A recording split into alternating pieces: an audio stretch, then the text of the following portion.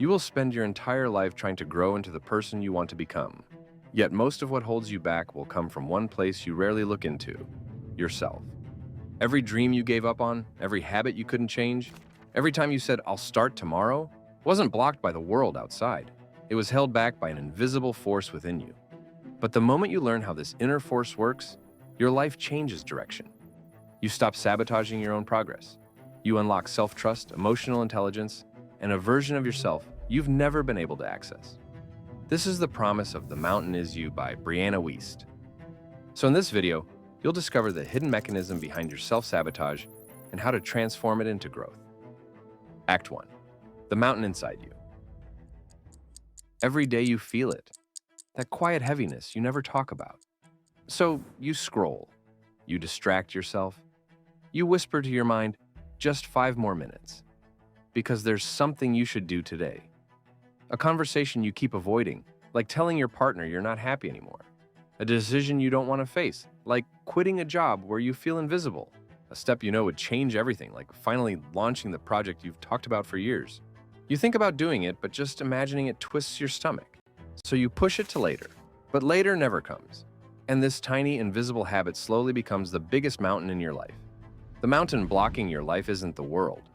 The mountain is inside you. It's built from the needs you never learned to meet, the emotions you avoided, and the fears shaped by your past. This is self-sabotage, and it's the reason we fail to reach our potential. Most people think self-sabotage means laziness or lack of discipline. In reality, it exists because your subconscious believes it's protecting you, not from success, but from change, which it interprets as danger. Carl Jung explained that your unconscious mind will do anything to keep you inside what feels familiar, even if that familiar place is miserable. This creates an invisible conflict between two versions of you: the part of you that wants to grow, and the part of you that wants to stay safe. And that tension is what creates the mountain inside you. Just like real mountains form from pressure beneath the earth, your internal mountain forms from the emotional pressure you've been carrying for years.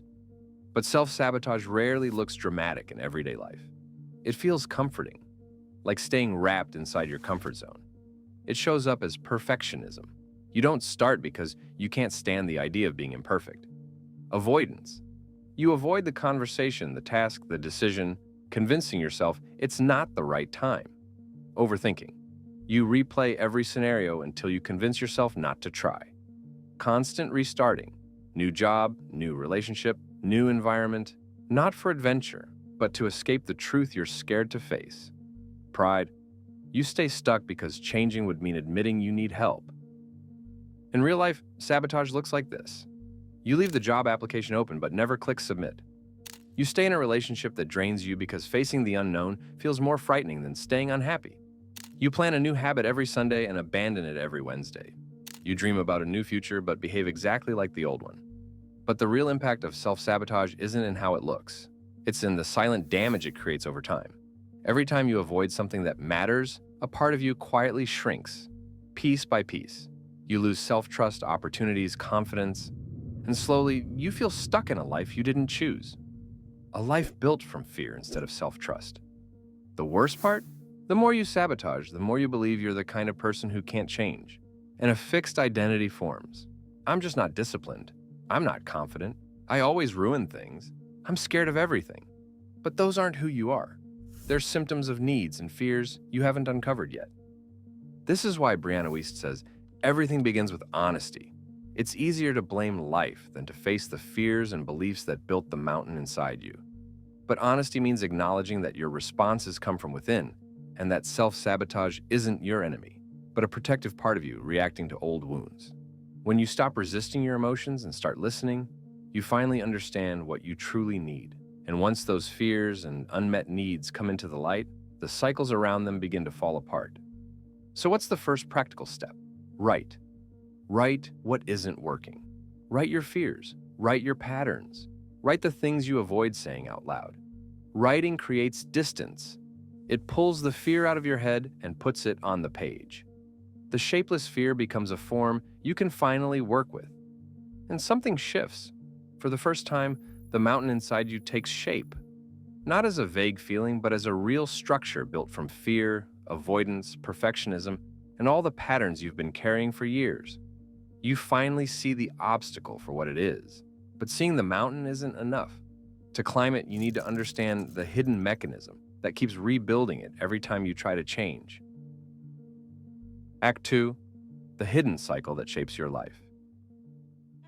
Before we take our first step upward, we need something essential for the climb. A map.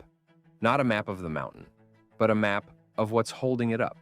Because every internal mountain is supported by a repeating psychological loop, a pattern so familiar, you mistake it for your personality.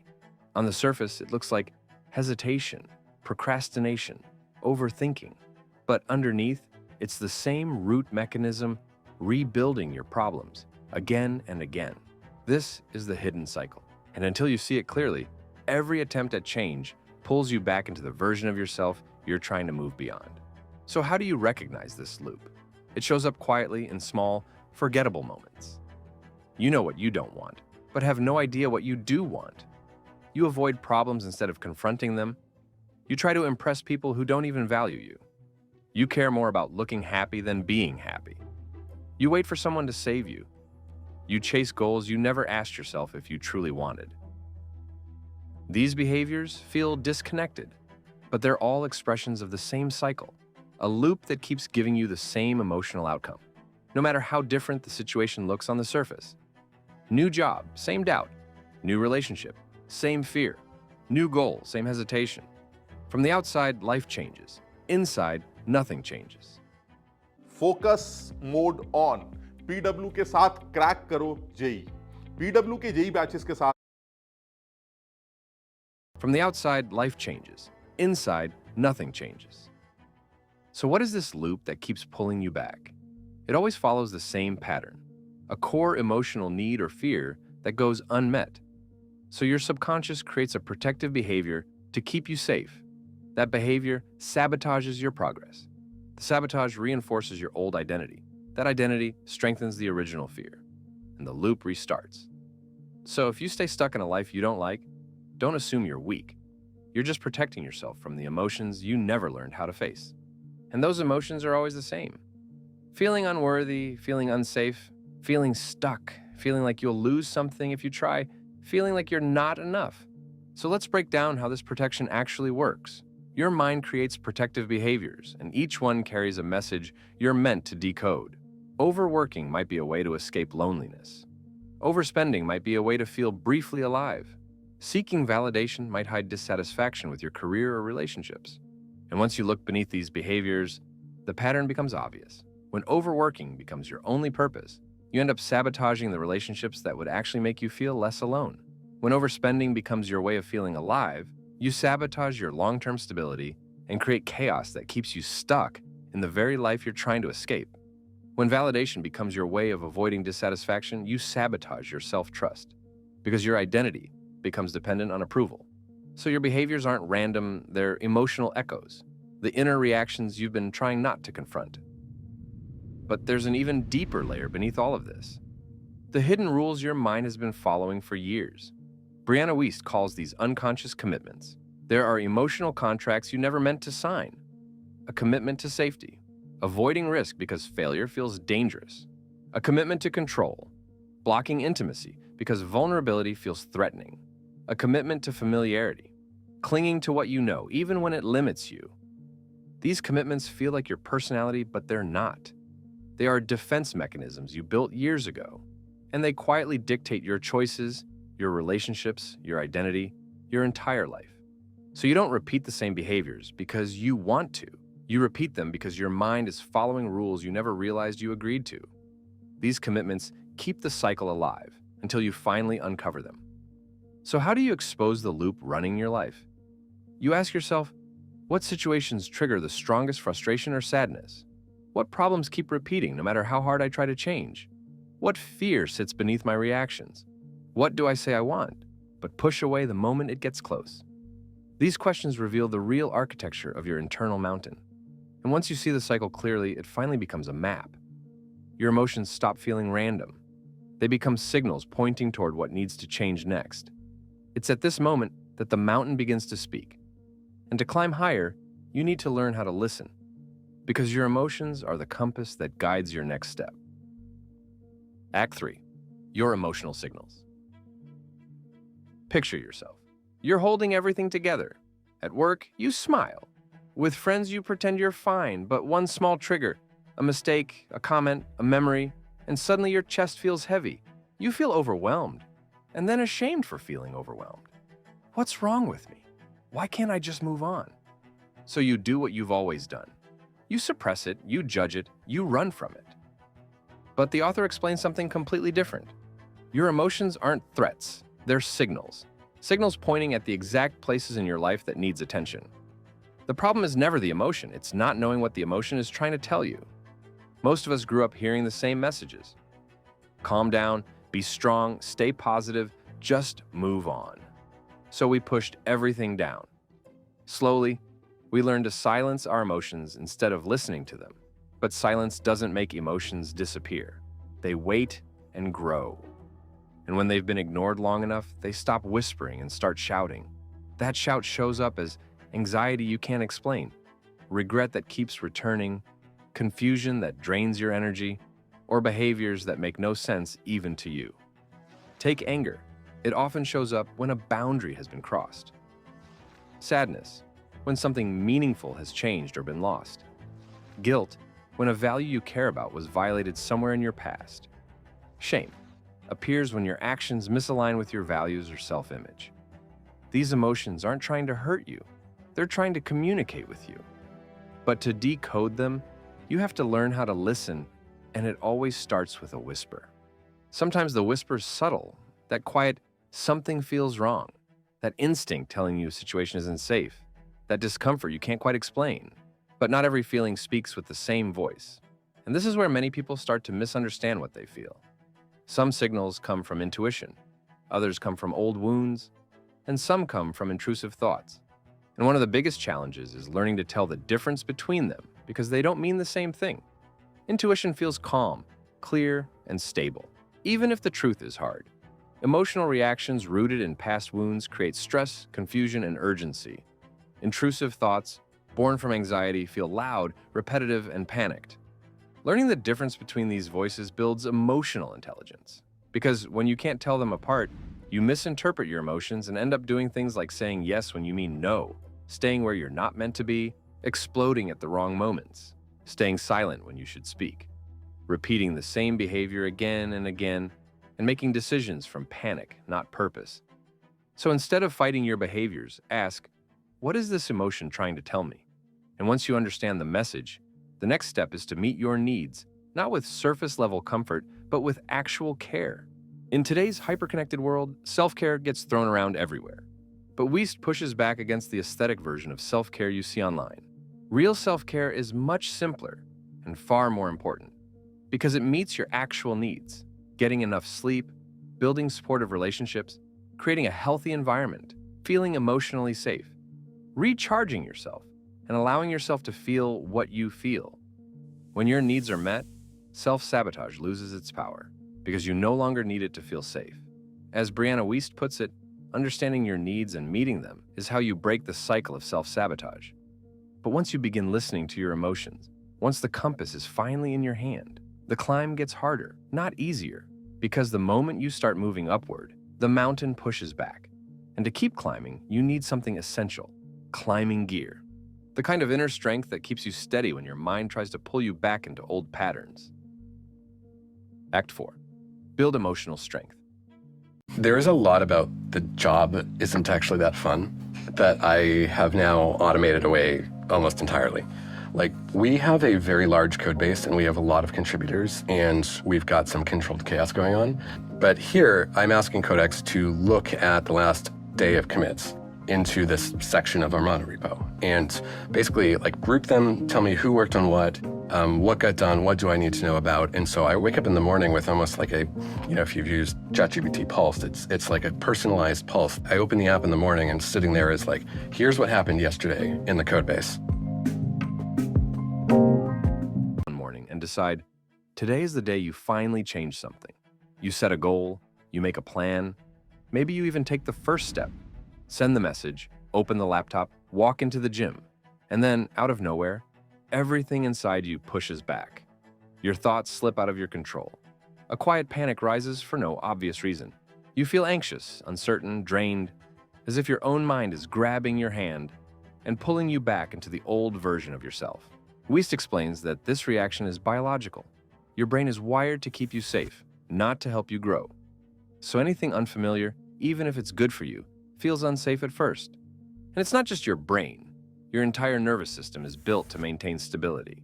It tries to keep everything predictable. Stable routines, stable beliefs, stable problems. This is homeostasis, your body's baseline. And when you try to change, your system panics. This doesn't feel safe. This isn't who we are. Let's go back to what we know. Brianna Wiest calls this the adjustment shock, the uncomfortable period between the old you and the new you. And this shock feels like fear, anxiety, hypervigilance, emotional exhaustion, second guessing, the urge to quit. These aren't signs you're failing. They're signs your brain is reorganizing itself, unlearning old patterns and building new ones. Growth feels chaotic because your system is losing the familiarity it depended on. When you don't know this is normal, you assume, if I'm scared, I'm not ready. If it's uncomfortable, it's not meant for me. And that's when you retreat into old habits that drain you, old relationships that don't fit you, old patterns you promised to leave. You start confusing comfort with safety and discomfort with danger. But the truth is the opposite. Discomfort is the signal that you're leaving the old version of yourself behind, the moment when growth is happening. But Wiest warns you can't transform your life in one leap. You do it in micro-revolutions because your brain resists abrupt change, but it adapts perfectly to small, predictable steps. Instead of quitting everything overnight or trying to become a new person in a week, do this. Leave work 10 minutes earlier, walk for 5 minutes a day, go to bed 15 minutes earlier, save $5 before saving $500, have one honest conversation a week. Small steps build momentum. Momentum builds identity. Identity builds lasting transformation. But even when you understand the process, the emotions behind it still try to pull you back. That's why the real breakthrough comes when you learn how to act, even when your emotions resist.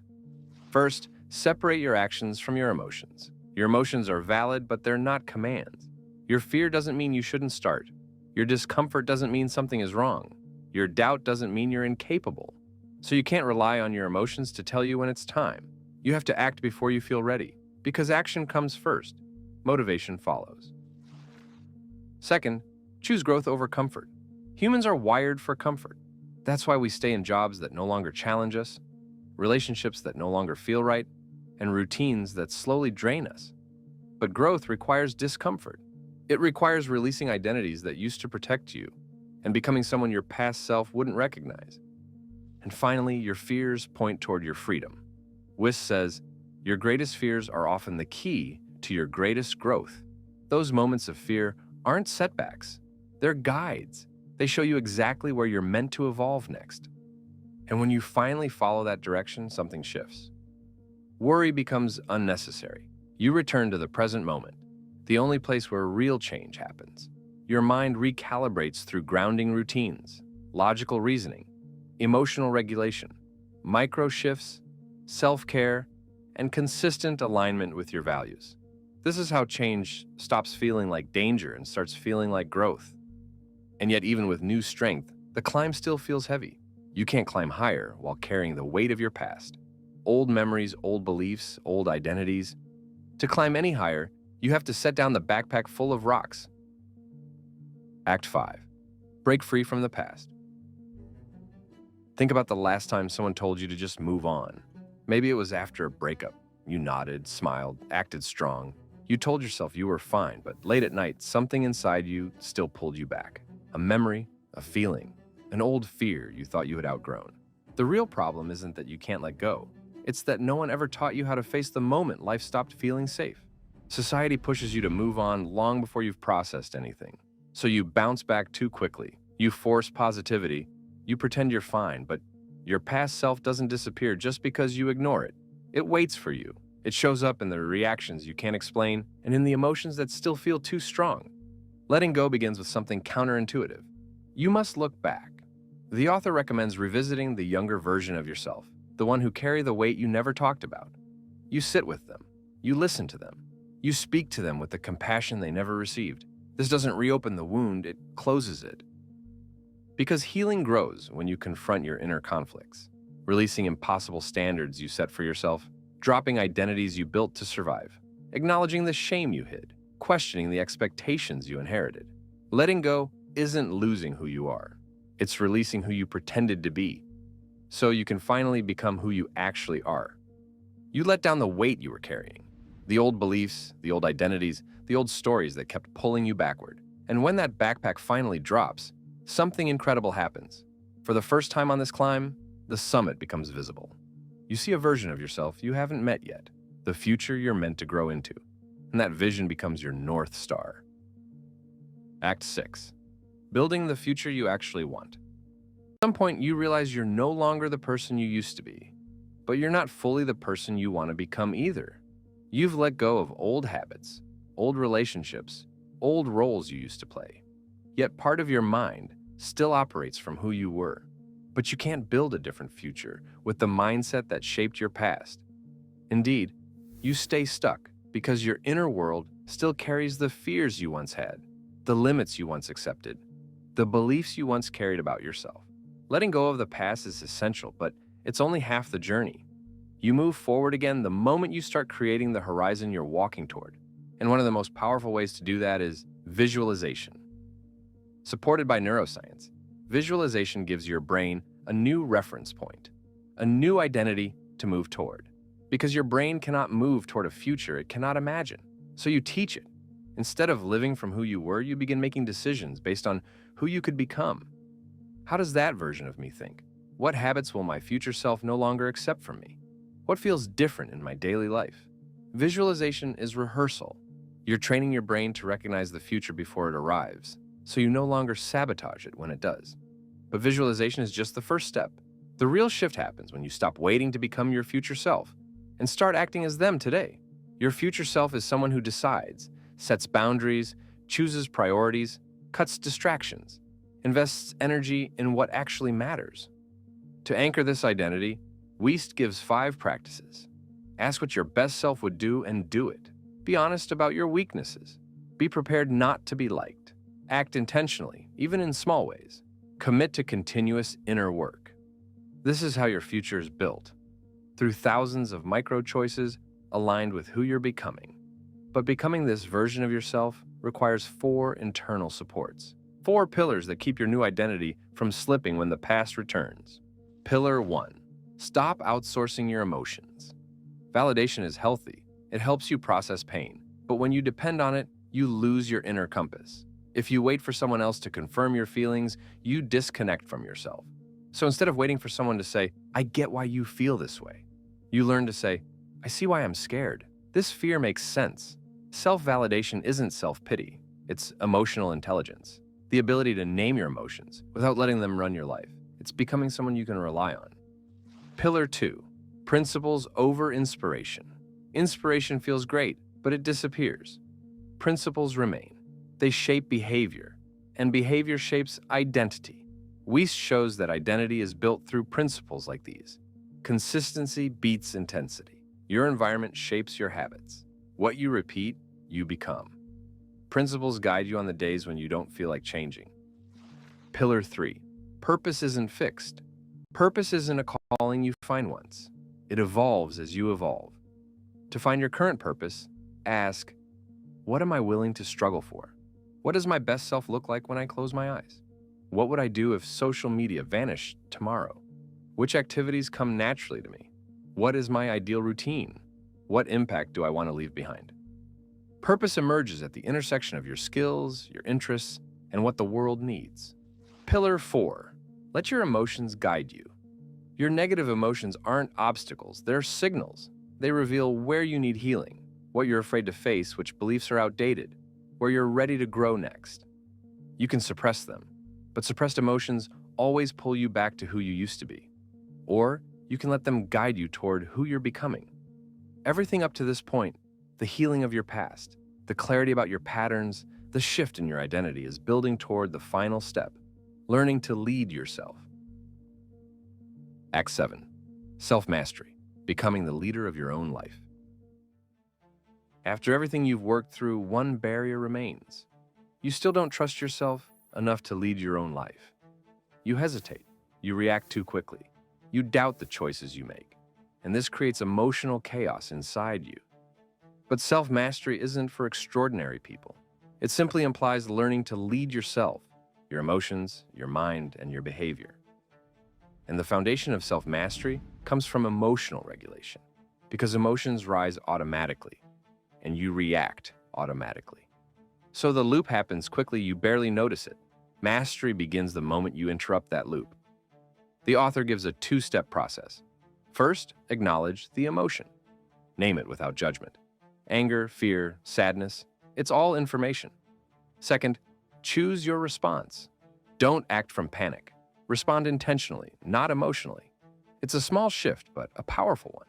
This is exactly how to stop treating emotions as orders and start treating them as signals. Once you stop being ruled by emotional impulse, something powerful happens. You begin to trust yourself again. Self-trust grows each time you stay calm long enough to choose the wise response instead of the response your past self would choose. And that self-trust is what gives you inner peace, a deep calm that doesn't disappear when things go wrong. Inner peace is built through daily mental strength. Daily strength looks like this. Stay humble. The world doesn't revolve around you. Remember, you don't know everything. Certainty is often an illusion. Ask for help when needed. Vulnerability is a form of strength. Make plans. Structure reduces chaos. Take responsibility for your choices. Stop letting others decide for you.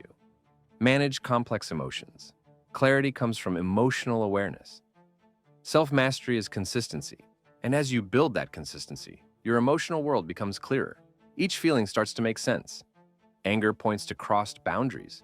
Fear highlights where you feel exposed. Sadness shows you what needs space. Guilt reveals what truly matters to you. These emotions map out your inner landscape.